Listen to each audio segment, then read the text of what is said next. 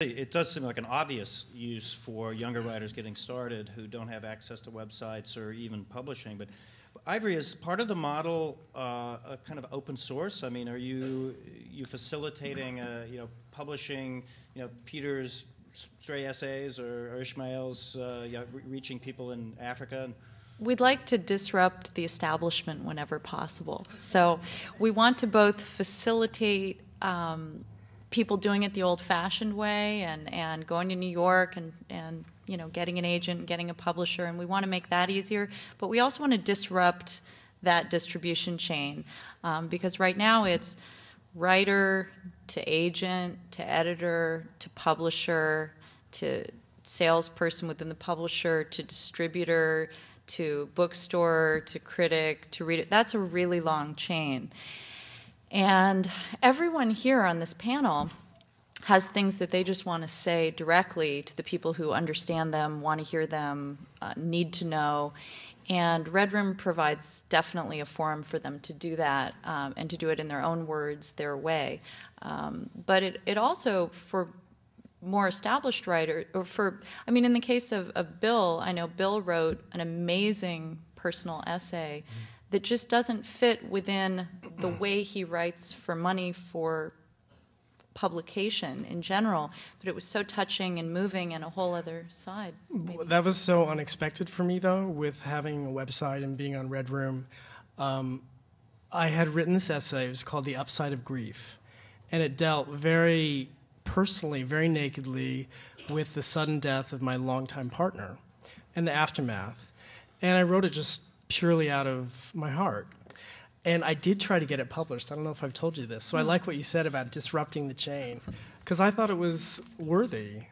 And I sent it to various places. It got rejected. It was almost like it was too intimate.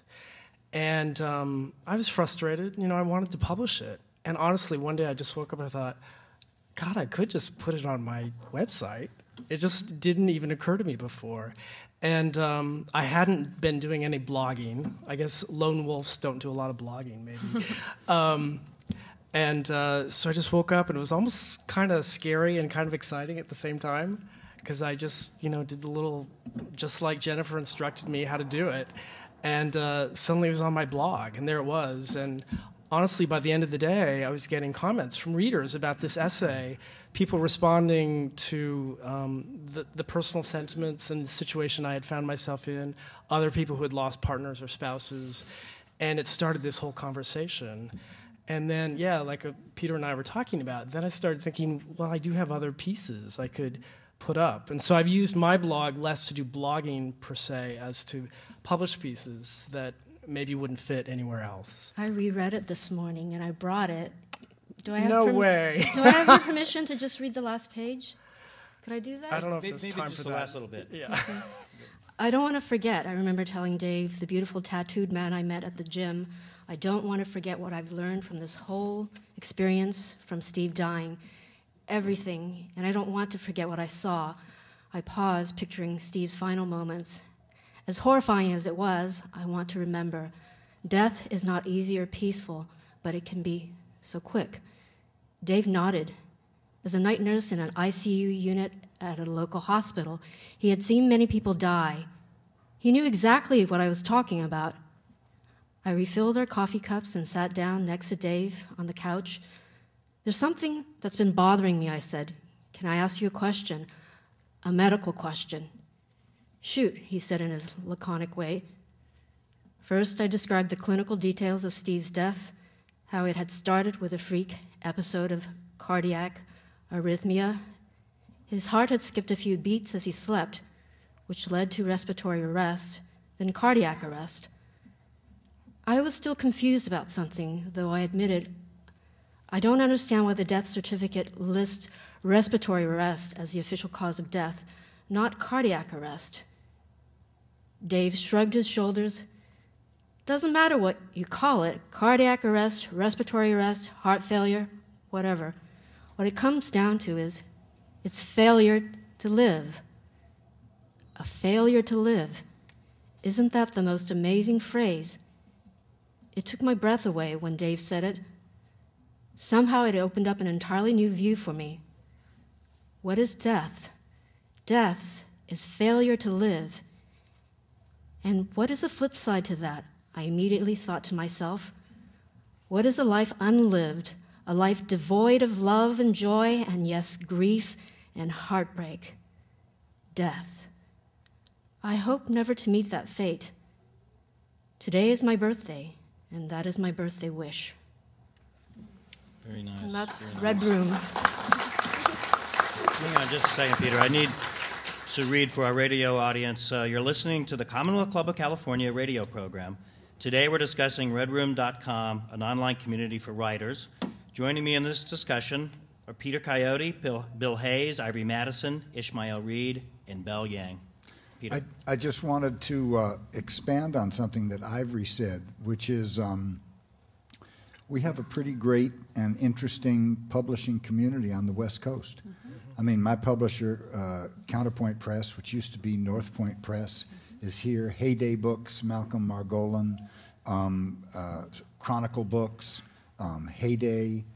There's a whole bunch of really fine publishing, and we don't have to look. We're a Pacific Rim culture. Exactly. We don't have to look to the Atlantic and New you know, York. and I'm really glad you brought that up, because just as we'll be able to help less well-known authors reach their audience, we're actually designing publisher pages that should be out in another month or two, which is going to help small presses and mid-sized publishers get writers aware, hey, you know, we're out here too. We're looking for good work.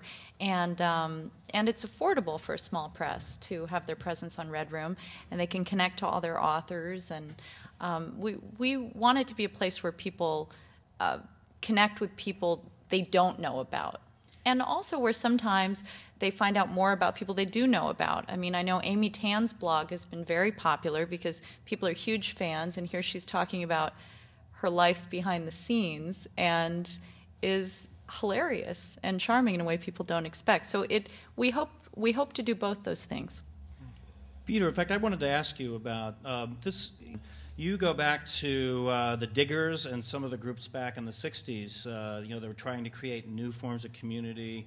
I guess you were trying to do everything for free back in those days. I mean, is this part of that same continuum with a lot of technology added, or is it something different?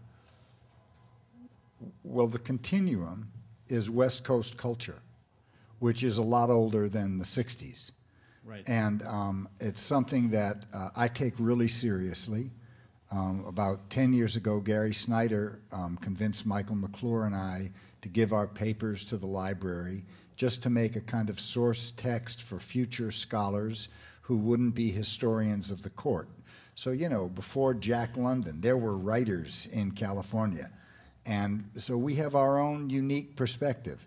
The Diggers were kind of like a 3-year art project. Yes, we did everything anonymously, and we did them free as the appropriate vehicle to talk about private property and identity and things like consumer and employee, and creating kind of events that people didn't know were events to raise questions about who owns what and what's power and what's authority. So what the generation like Ivory and these people have done is they've taken the technology. We did it by running, let's say, a free store, where we took the throwaway technology, and we said, if technology can make a television set for every man, woman, and child on the planet, and you don't have a television because you don't have the money, it's the money that's scarce, not the television. That the money is a valve put between you and the goods to increase scarcity. So we took old televisions that still worked, fixed them, made them work, old clothes, all this and that, said, why be an employee so that you can be a consumer? Just take this shit and, just take this stuff and have a TV and, you know, have clothes and keep your time for yourself. So in a sense, I think Red Room and Ivory's work is a continuum. You take existing technology, you democratize it, you open it up, you take it without regard to status. You don't have to pass a test. You don't have to be famous. When we wrote the Digger papers, there were Allen Ginsberg was in there, Michael McClure was in there, I was in there. Everybody put their pieces in unsigned as a kind of political and democratic act. I trust that my voice will have its own authenticity, and it's not going to be diminished because I'm not famous.